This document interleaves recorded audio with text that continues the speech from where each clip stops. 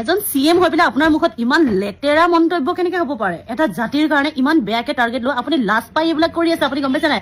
আপুনি ভালকে গম পাই গৈছে আপুনি যে মিয়াৰ ভোট নাপায় বা মুছলমানসকলৰ ভোট নাপায় বুলি।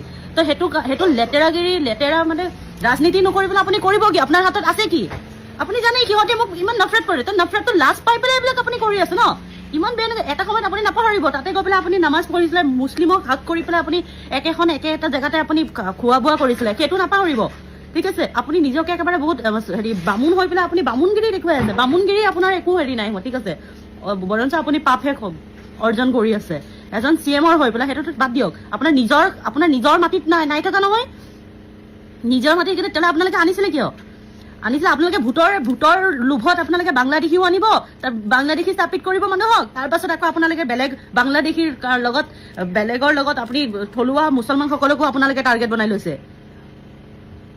আপোনালোকে লাজ পাই পেলাই এইবিলাক কৰি আছে বুলি কৈছে, বেলেগ একো কৰা নাই। আপুনি লাজ পাই পেলাই বেলেগ কৰিছে। আপুনি বেলেগ কৰিবলৈ আপোনালোকে মুছলমানে আপোনাক টাৰ্গেট অলৰেডি বনাই লৈছে। আপুনি ভালকে জানে যে মুছলমানৰ পৰা কেতিয়াও মই ভোট নাপাওঁ, তো সিহঁতক টৰ্চাৰ কৰিলেহে এই বাহিৰৰ অসমীয়াবিলাকে অকণমান ভাল পাব, খিলঞ্জীয়া কিছুমানে ভাল পাব, যোনবিলাক মানে জহৰাবিলাক যোনবিলাকে সিহঁতে কোনো এখন নিজেই জন্ম হৈছে না, ভগৱানে সিহঁতক এই পৃথিৱীলৈ পঠিয়াইছে নাই?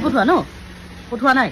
সিহঁতে যোনে জাতি ভেদভাৱ কৰি আছে, সিহঁতসকলে শুনি পেলাই ভাল পাবৰ কাৰণে আপুনি সেইখন কৰি আছে, মুছলমানসকলক টাৰ্গেট বনালে। আপোনাৰ ইমান লেতেৰা, আপুনি সঁচাকে গম পাইছিলোঁ আপুনি যে অকণমান বেয়া বুলি, লেতেৰা বুলি অকণমান আপোনাৰ স্বভাৱ আছে বুলি, কিন্তু ইমান লেতেৰা যে আছে বুলি ইমান গম পোৱা নাছিলোঁ। আমি খালি এইটোৱে ভাবি আছিলোঁ বাংলাদেশীৰ কাৰণে আপোনাৰ লেতেৰা স্বভাৱ আছিলে, কিন্তু আপুনি মিয়াসকলকে যে আপুনি টাৰ্গেট বনাই ল'লে, এতিয়া অপেন আপুনি যে চেলেঞ্জ লগাই ল'লে, সেইটো সঁচাকৈ আপুনি লেতেৰাগিৰি ৰাজনীতি কৰি আছে। আৰু অহংকাৰ পতন হৈ যায়, কিন্তু ৰাৱণৰো পতন হৈ গৈছিলে অহংকাৰৰ কাৰণে।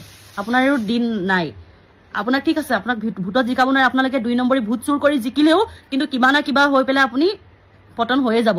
আৰু ৰহিবাত আপোনাৰ বেলেগ হেৰিয়ত আপুনি জুবিনদাৰ হৈ পেলাই ন্যায় দিয়াটো আপুনি চেষ্টা কৰক। আপোনাৰ যদি সঁচাকৈ যদি আপোনাৰ ইমান দয়ালু, আপুনি ৰাইজৰ আপুনি কামনা সিদ্ধি কৰক। ৰাইজৰ কামনা এইটো নহয় যে আপুনি মুছলমানসকলক, আপুনি মিয়াসকলক আপুনি কষ্ট দি, দুখীয়া কষ্ট দি থাকক বুলি। ঠিক আছে, জুবিনদাৰ হৈ পেলাই ন্যায় দিবলৈ চেষ্টা কৰকচোন।